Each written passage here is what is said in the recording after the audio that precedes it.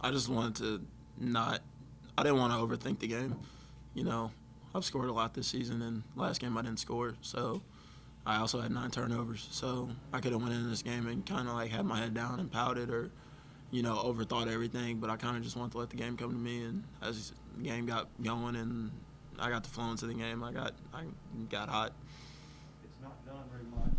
I don't think in college basketball anymore. The coach wants to get his ball, or guard the ball down around the rim, sometimes or even in the lane a lot for scoring. Scotty likes you having the ball, your ability to score around the basket. How fortunate do you feel to just kind of be playing in that kind of system where you can show what you can do in there? That's something, you know, in my 4 years here that we've worked on a lot. I probably had more reps than any guard in the country in that position, so I'm really comfortable down there. So I just like being in a position to succeed. Do you have any kind of inkling on a night like this that it's going to be special after 2-3 baskets or 4 or 5 or however many it takes? No, I just hope that I make the next shot.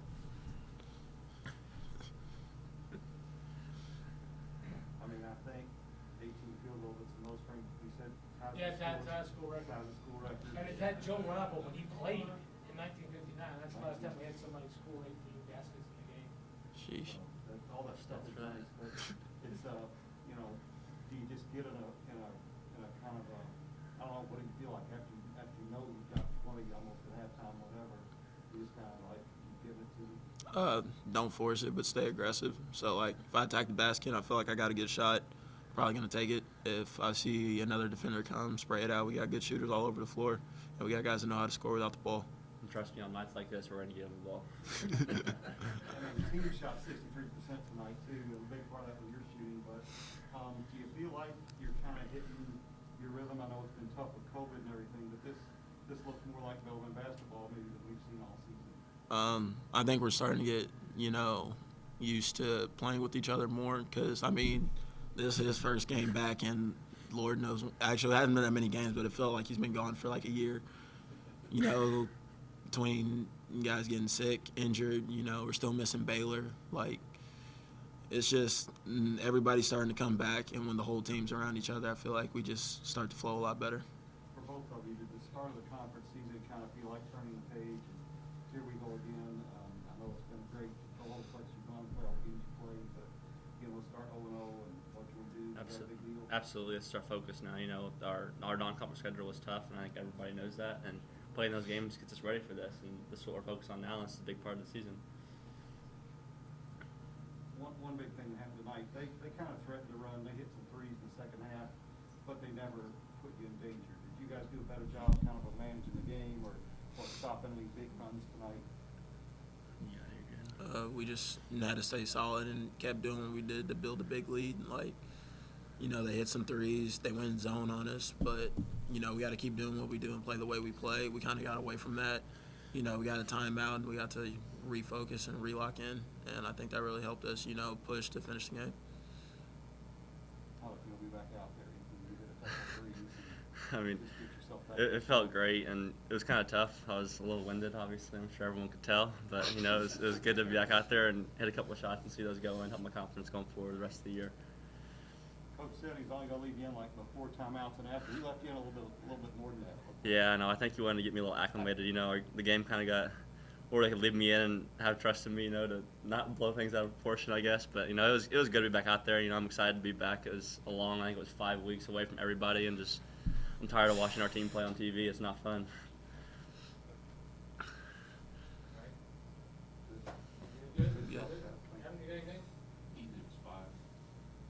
I have no. I don't know. It was like You were gone with right before the South Dakota game is what it was. Central Arkansas, I mean, they were athletic too. Dylan, what was it like having Ethan back? It seemed like pressure-wise, Ethan can see over a defense. It seems like he adds a lot, calms things down. What was it like having him back? I mean, we got the oldest player in college basketball back.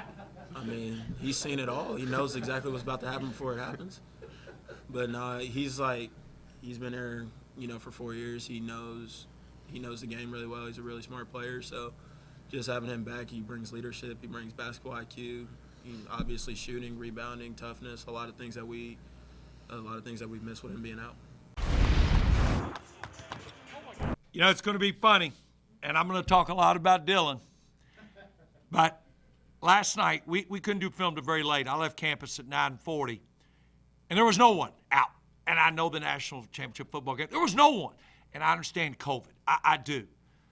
And I appreciate these people coming. But when I always brag that we have got the greatest college sports fans, that ovation and salute they gave Dylan Penn.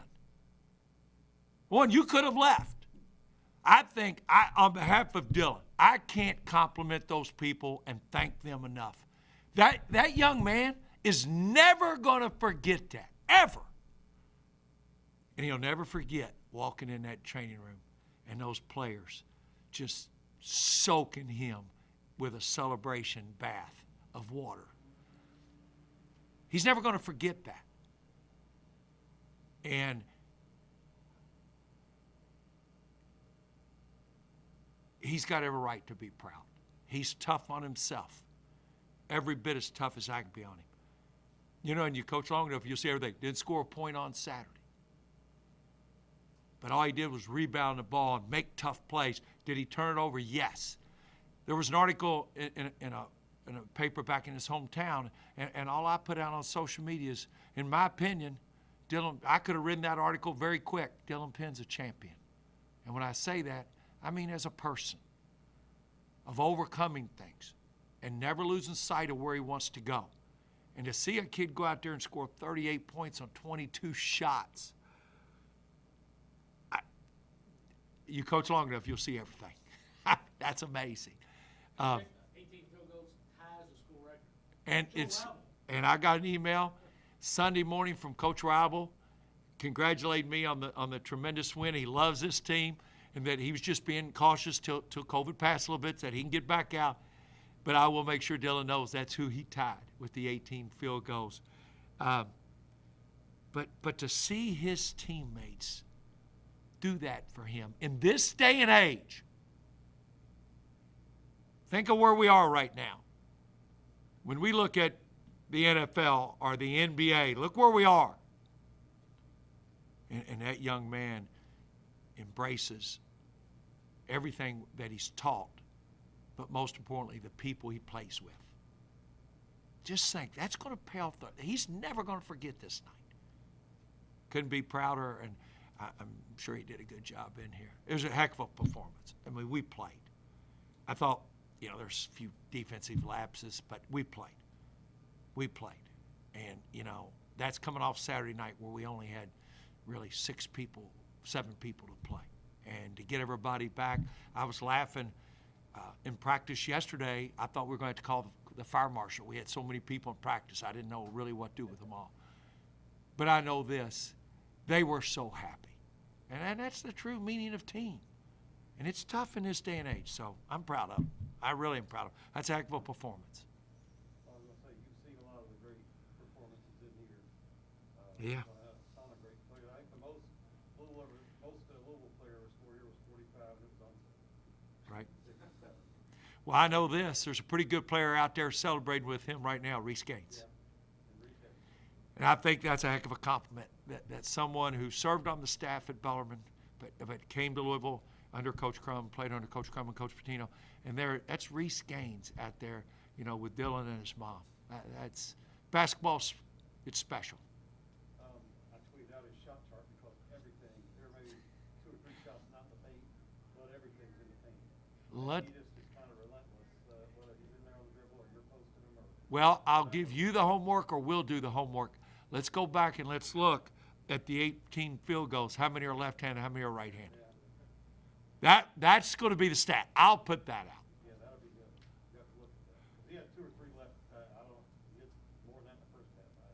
Left-handed or right-handed? I saw several left-handed in the first half. But he's left-handed. Yeah, he is left-handed, but I don't know that because he had right-handed too. He's a fun kid to coach. He's fun to be around. Found that out. He's tough. He's tough on himself. He demands a lot of himself. He does. And that's what successful people do. When I sit here Saturday night and I talked about learning when you're successful, I would give us an A-. We did. Our preparation Sunday, Monday, and into competition tonight, absolutely we did. We talked about it at halftime. We did. And I thought those 4-minute wars in that second half, we kind of took them. We did. We had a defensive lapse. They're human. We'll clean that up. We'll be off tomorrow, and we'll get ready to go and play Lipscomb, and enough said. Well, you also, they got within 15, they didn't get any closer. Right. You've had teams get closer back. They kind of steadied themselves, I thought, at some point. Well, that's learning. I hope that's a product of learning when you're successful, not learning, like I said the other night about a loss. I don't like that. That's what successful people do. They achieve a level of success and they want more. And, this team is really, really, really feeding off each other. It's. You shot 63%. The offensive execution It was. and then that's how he was able to, do what he did. Was just everybody doing the right thing. But what does it say that guys recognize what that he taught? Well, I think, honestly, it started, though, with our defense because we got them in a scattered game by rebounding the ball and getting it down, without facing a set-in defense. And we worked with him specifically yesterday on player movement, ball movement, move the ball, move the defense, and then get your attack. And boy, we specifically watched it in film and worked on it. And again, like a teacher, what makes you feel good? I mean, our bench at one point, he had an angled drive, and it was exactly what we taught. And everybody jumped up, players and coaches, and said, that's exactly what we worked on. That's a good feeling. That's a good feeling. How much was it to have Ethan back tonight? Well, you saw how they reacted to him. 3 for 6, 3 for 5 from the 3 rebounds, 3 assists, no turnovers. And he got 17 minutes. What we were trying to do is play Ethan around the media timeouts. If we could get him a minute and a half before, then the media timeout occurs, he could sit and rest, and we'd get him a little run in till the end. Then we wanted to get him a run and work on conditioning. Bash suffered a cut inside his nose. They don't think it's broken, and we'll go from there. But it's the same with Bash coming back too.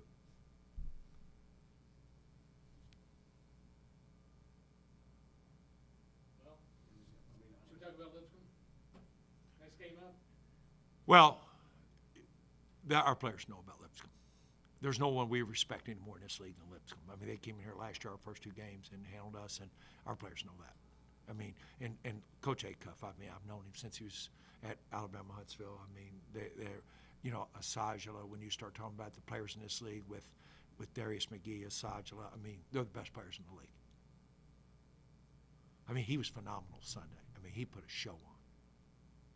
Our players, we were all watching together as a team. I mean, they know. They've already watched our whole game. We need tomorrow.